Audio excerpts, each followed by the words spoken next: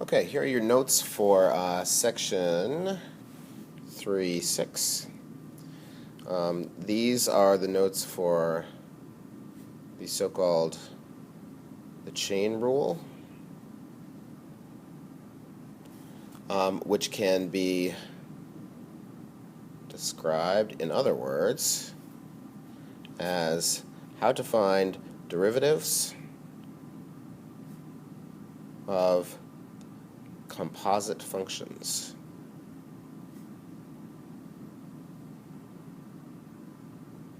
And remember, a composite function is just like a function inside of another function. So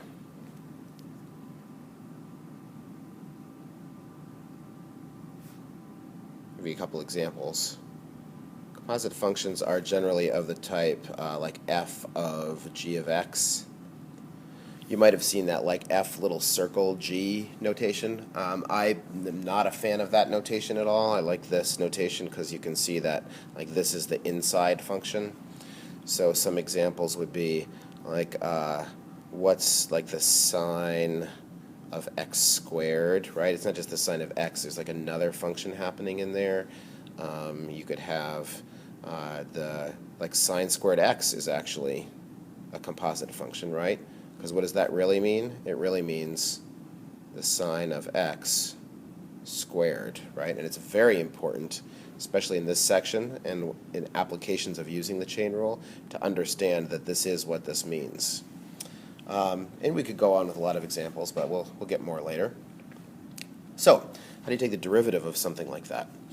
Well, we're going to use kind of a substitution, like a U-substitution. That might sound familiar. You did something with those last year. So let's say we have something like this. Y is equal to something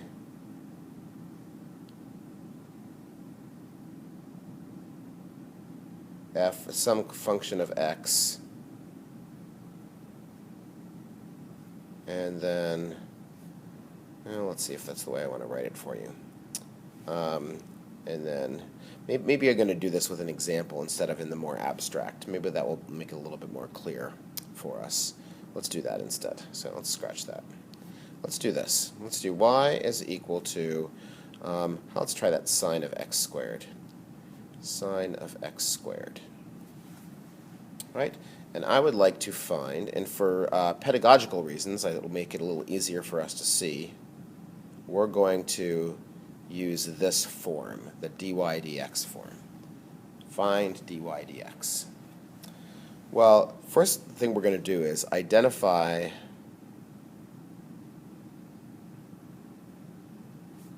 the inside function. So what is it here? It's that, the x squared, right? That's the inside function. And then I'm going to just use a little substitution. I'm going to do this. I'm going to say u, let's let u equal that inside function. Okay?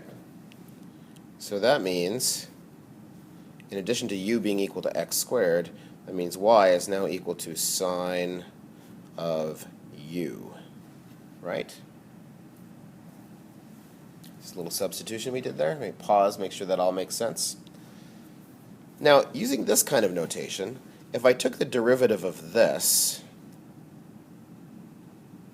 I wouldn't get dy dx, right? I'd have dy du, right?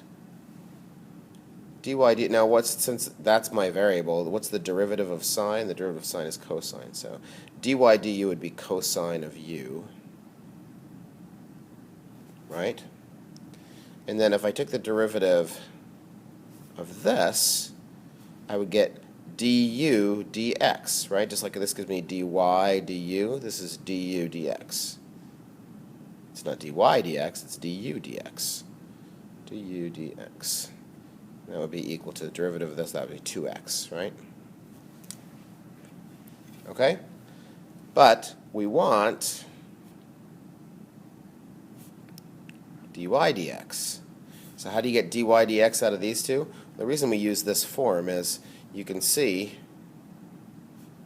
that dy dx is equal to dy du times du dx. Right? Those kind of cancel out.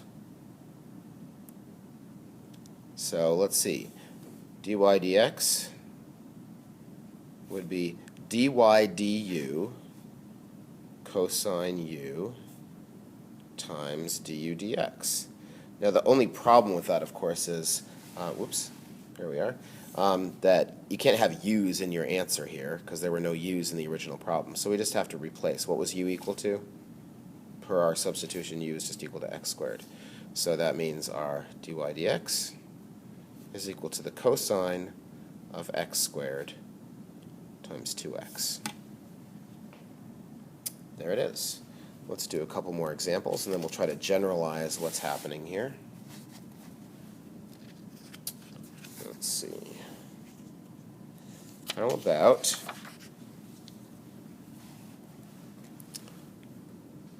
y is equal to, let's do the other way around. Let's do sine squared. Or actually, sine squared is just sine x times sine x, so you're like, I could just use the product rule for that, right? But what if it were sine cubed of x?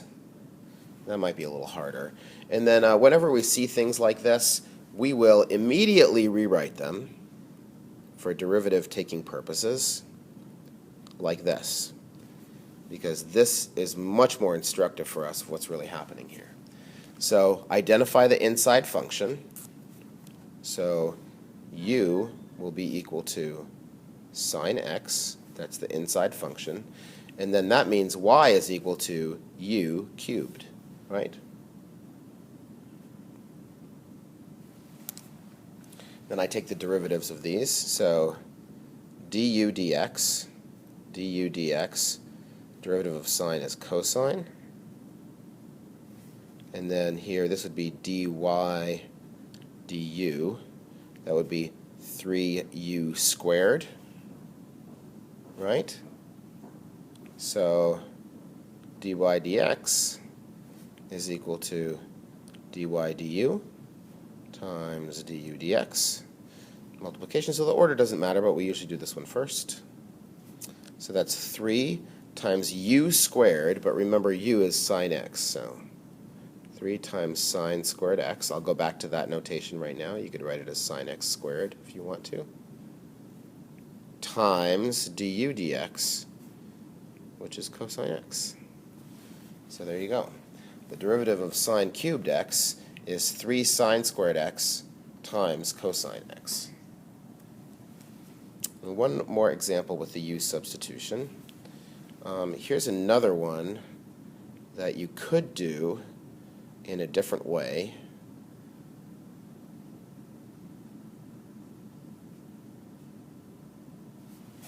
You could take the derivative of that by foiling this thing out times itself 7 times and then using the power rule. That sounds like fun, doesn't it? But that's not fun. So is there a better way? Let's see. Can we use this? We identify what's on the inside. That's 3x to the 4th plus x. And then this becomes y equals u to the 7th. Equals u to the 7th. Right? So du dx is equal to 12x cubed plus 1. And dy du is equal to 7u to the 6th. All right? So that means dy dx is equal to this times this, so that'd be 7u, but remember u, I don't want u's in my answer, so I'm just going to back substitute that in there, to the 6th, times du dx, which is 12x cubed plus 1. Right. Now, okay, so maybe you see the pattern here. Do you really have to write out this U-substitution every time? And the answer is no. You certainly can do that anytime you feel like it would help you. But I'm going to do a few more examples here. And before I do that, I'm going to try to point out the pattern of what's happening here. So in general,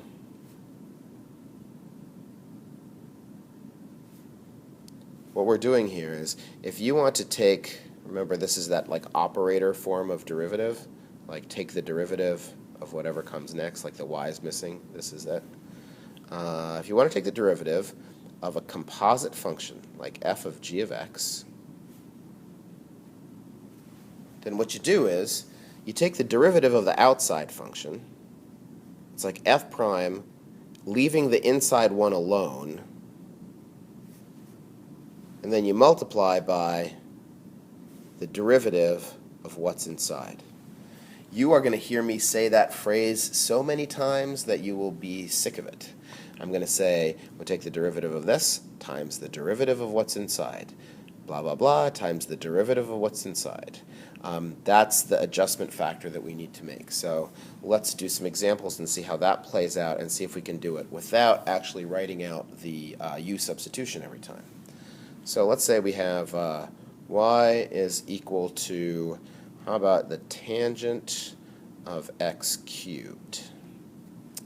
So then dy dx would be, well, we come along, here's the tangent function. What's the derivative of the tangent function?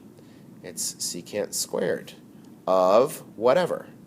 Notice that at this first level, I have not touched what's inside there, right? It's just g of x, right? The derivative of tangent of x cubed is secant squared of x cubed times the derivative of what's inside. Done. How about y equals 3x plus 1 cubed?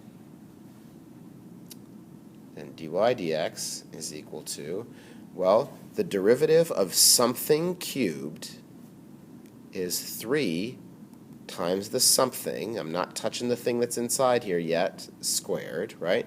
The derivative of something cubed is 3 something squared times the derivative of what's inside, which is 3. Of course, you could simplify, that's 9 times that, right?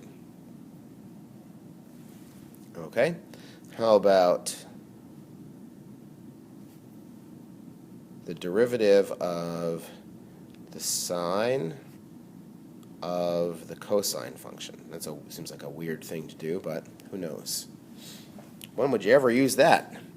Dy dx is equal to, so the derivative of the sine of something is the cosine of that thing times the derivative of what's inside, which is negative sine x. All right, and notice that this can't be simplified, right? This is the cosine of the cosine of an angle times the sine of just the angle, so nothing that can be simplified there. Let's see. You can also, some things that we could have done with like the quotient rule. Let's say you had this, 1 over x plus 1 to the 5th power. Maybe you do the quotient rule, say like low d high minus high d low and all that, and then you could work through it that way. But you could also say, you can turn this into a chain rule problem. You could say, hey, that's just the same as x plus 1 to the negative 5th power, right? So the derivative of that, the derivative of anything to the negative 5th power is negative 5 times that thing to the negative 6th power times the derivative of what's inside, which in this case is just 1, right?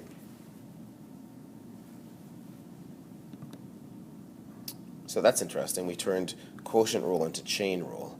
So if you don't like all that low d high stuff, sometimes this rule can get you out of having to do that. It'll get you a different looking answer, but it'll be equivalent to what you would have gotten using the quotient rule.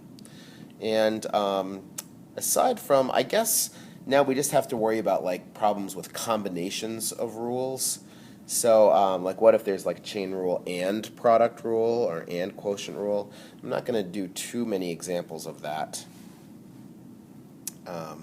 Really don't feel like doing any examples of that, but I guess I should. So let's try. How about y equals, how about x squared times the secant of x squared. How about that?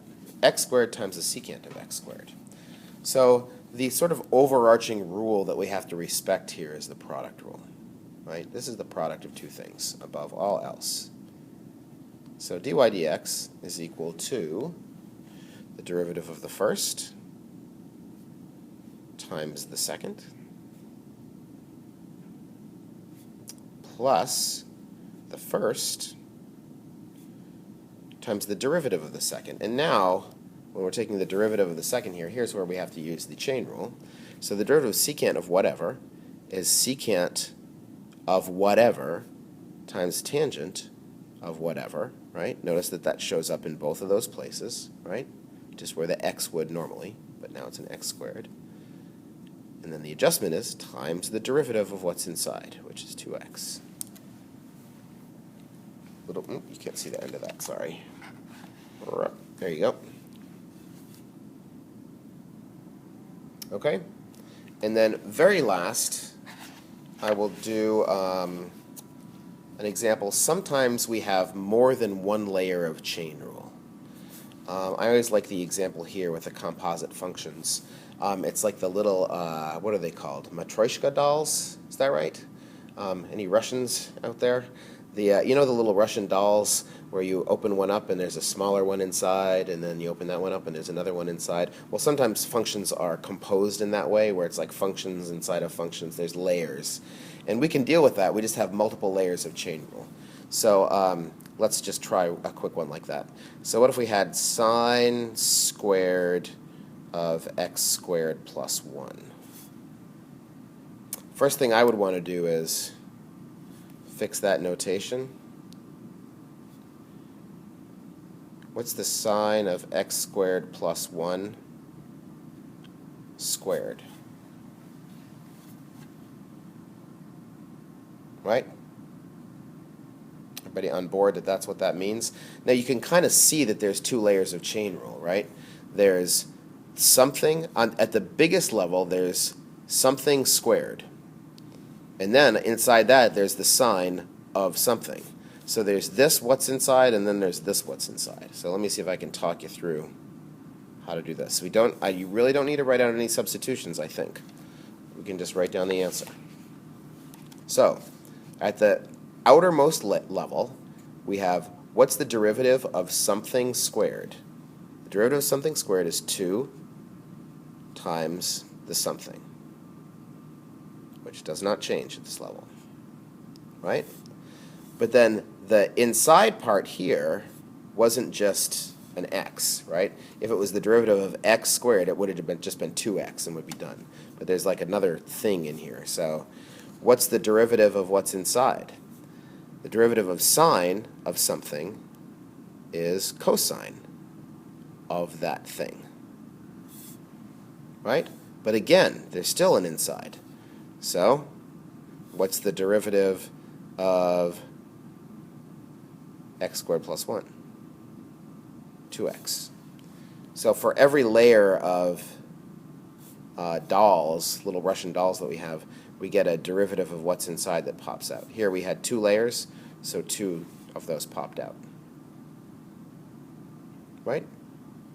Notice we didn't get to the innermost layer doesn't pop out until the last layer. So you'll have some practice doing those, and you can always come back and review these examples. That, ladies and gentlemen, is the chain rule.